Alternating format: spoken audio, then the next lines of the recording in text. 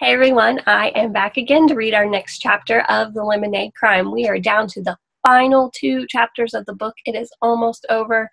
It's getting really interesting. When we left off, Scott and Evan had their basketball game, and Evan had completely beat Scott in the basketball game. And then Scott took off upset. So let's find out what happens next. Chapter 15, Balance.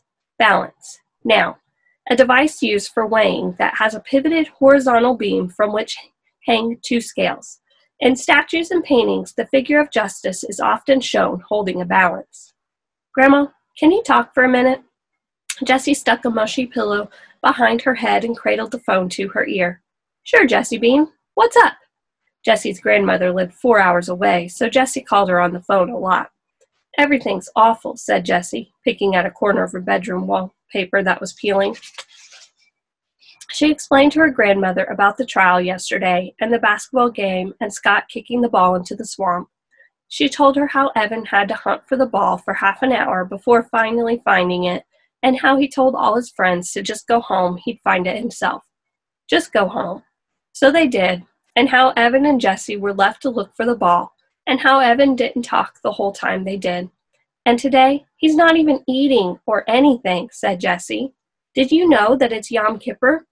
Yom Kippur? Is that the one where the kids dress up? Asked Jessie's grandmother. No, that's Purim. Grandma was always mixing things up like that. Things that sounded kind of the same but were different. During their last phone call, she was talking with Jessie about the sequoia trees in California, but she kept using the word sequester instead. Yom Kippur is the day when the Jewish people ask for forgiveness and they don't eat. Is Evan Jewish now? Asked Grandma. No, but he's not eating. He says he's not hungry, said Jessie. Sometimes it happens to me, Grandma said. I practically forget to eat. But Evan's always hungry, said Jessie. Mom says he's a bottomless pit. He'll eat when he's ready, said Grandma. Let it go. Jessie hated it when her grandmother said that. She was always telling Jessie to let it go and be the tree. Crazy yoga, Grandma. How could anyone be a tree? But I want to do something to help, said Jessie. Why don't you bake cookies, said Grandma. That'll get him to eat, right? I don't think so, said Jessie. Not this time. This was bigger than cookies. How could she explain to her grandmother how bad things were? Jessie had believed in the trial. She had thought the truth would come out in court, and with the truth would come justice. But instead of truth in the courtroom, there had been lies, including hers. Instead of justice, there was a crime with no punishment. And now she and Evan were going to have to stand up in front of the entire 4th grade and say that they had been wrong, even though Jessie knew that wasn't true. Grandma, it's so unfair, said Jessie. I know Scott Spencer took that money. I know he's lying, and now it feels like I did all this work just so he'd end up looking innocent. Some things are beyond your control, Jessie, said her grandmother. You need to learn to accept that. You can't run the whole world. I wish I did, thought Jessie. The world would be a better place if she was in charge. But then she thought of the terrible things she'd done. Grandma, she blurted out, I lied in court. She explained how it had happened. Her grandmother listened to the whole story without interrupting. Lying is wrong, Grandma said, but at least you did it from a good place in your heart. You don't need to feel ashamed about loving your brother. I still really feel bad about it, said Jessie. That's good, said Grandma. I'd be worried if you didn't feel bad about lying. You do have control over that. Nobody can make you lie. So feel bad for a while, and always remember what you've learned. And then move on and be a better person. But don't beat yourself up, Jessie. You're only 7. Grandma, I'm 8, said Jessie. How could her grandmother forget her age? Really? Said Grandma. Are you sure? I've been 8 for almost a whole year. My birthday is next month. Good, said Grandma, because I have a book I've been meaning to send you, and it will be the perfect birthday present. Grandma, said Jessie, her voice sounding a warning. You're not going to send me The Prince and the Pauper again, are you? No, Miss Smarty Pants. I remember I sent you that book twice. You'll never let me forget that, will you? Why do you forget things? Asked Jessie. You didn't used to. Oh, Jessie Bean, I'm getting old. Her grandmother laughed quietly, and Jessie hugged the phone closer. And that's something neither of us has any control over. Sorry to say. Jessie heard the doorbell ring downstairs. She knew her mother wouldn't hear it all the way up in the attic office, and she was pretty sure that Evan wouldn't answer it, even if he did hear it. "Gotta go, Grandma," said Jessie. "There's someone at the door." "Okay, Honey Bear, be the tree and bake cookies. I love you."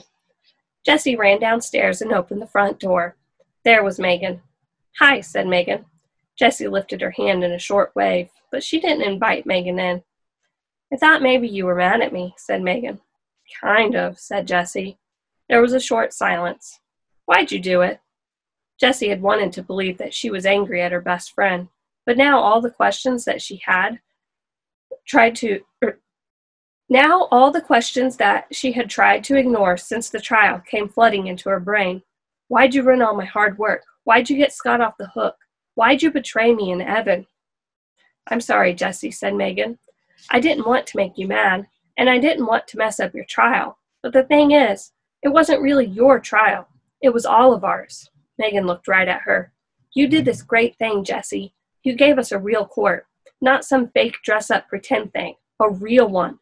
But in a real court of law, everyone has the right to a lawyer, so somebody had to stand up for Scott. Otherwise, the trial would have been a great big fake."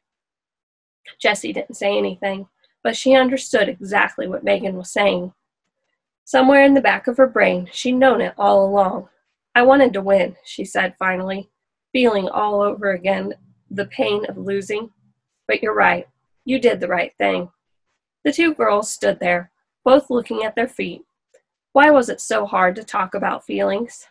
"I'm not mad at you anymore," Jessie said, knowing that it was mostly true, and that by tomorrow it would be completely true.